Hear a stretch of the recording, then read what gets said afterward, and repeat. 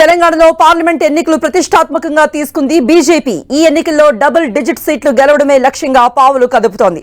తెలంగాణపై special focus చేసిన జాతీయ నేతలు 2 రోజుల పాటు రాష్ట్రంలో పర్యటించనున్నారు. ఇప్పటికే అమిత్ షా తెలంగాణలో పర్యటించి నేతలకు దిశానిర్దేశం చేయగా మరోసారి జాతీయ నేతలు వచ్చి కార్యాచరణ ప్రారంభించనున్నారు.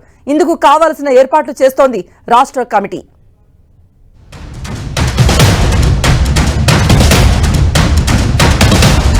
పార్లమెంటు ఎన్నికల్లో తెలంగాణ నుంచి వీలైనన్ని ఎక్కువ సీట్లు గెలుచుకోవడమే లక్ష్యంగా బీజేపీ అడుగులు వేస్తోంది.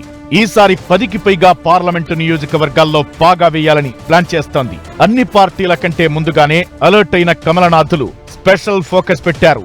ఇప్పటికే గత నెల 28వ తేదీన అమిత్ షా పర్యటించి లోక్సభ ఎన్నికలపై ఇక్కడి నేతలకు దిశానిర్దేశం చేశారు.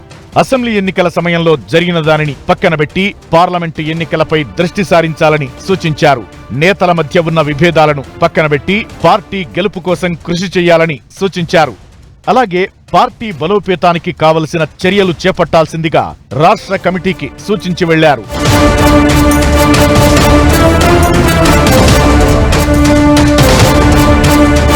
అమిత్ షా సూచనలతో 90 రోజులకు కార్యాచరణ సిద్ధం చేసుకున్నారు బీజేపీ నేతలు. ఇందుకోసం 2 రకాల కమిటీలను ఏర్పాటు చేయనున్నట్లు తెలుస్తోంది.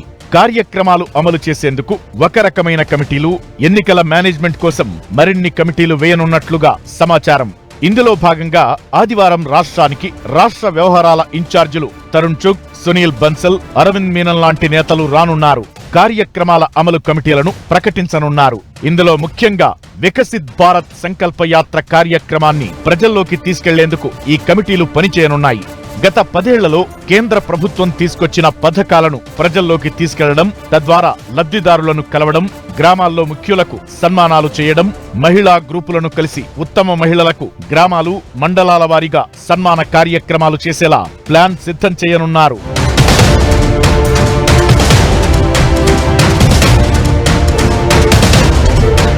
సోమవారం ఎన్నికల మేనేజ్మెంట్ కోసం 22 కమిటీలను వేయనున్నట్లు తెలుస్తోంది. ఇందులో ప్రధానంగా బహిరంగ సభల ఏర్పాట్ల కమిటీ, అతిథుల ఆహ్వాన కమిటీ, మీడియా మేనేజ్మెంట్ కమిటీ సహా మొత్తం 22 కమిటీలను ఏర్పాటు చేయనున్నారు. వీటితో పాటు వారు చేయాల్సిన కార్యాచరణను నేతలకు వివరించనున్నారు.